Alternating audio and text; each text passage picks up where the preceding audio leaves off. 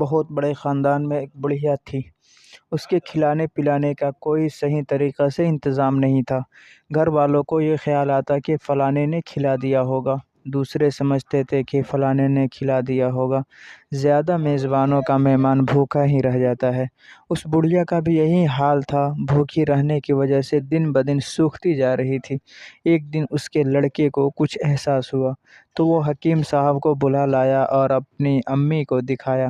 حکیم صاحب کہنے لگے اس کو کوئی بیماری نہیں ہے، اس کو اچھا سے اچھا کھانا وقت پر کھلایا کرو، بس انشاءاللہ بالکل اچھی ہو جائے گی۔ یہ الفاظ سن کر بڑھیا اپنے لڑکے کی طرف مخاطب ہو کر کہنے لگی، بیٹا ذرا غور سے سنو، یہ حکیم کتنا اچھی باتیں بول رہا ہے۔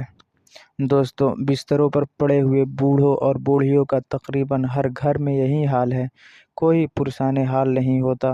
بہت چیخ و پکار مچانے پر کوئی ایک آدمی متوجہ ہوتا ہے تو کسی کی ضرورت کی تکمیل ہو پاتی ہے۔ کس قدر عبرت کا مقام ہے کہ آج کے یہ بوڑھے بوڑھی کل اس گھر کے مالک رہے ہوں گے، اور آج بھی کسی کے ماں باپ ہوں گے تو کسی کے دادا دادی۔ واضح رہے کہ مثل مشہور ہے کہ جیسی کرنی ویسی بھرنی، نہ جانے تو کر کے دیکھ، جنت بھی ہے دوزخ بھی ہے، نہ مانے تو مر کے دیکھ۔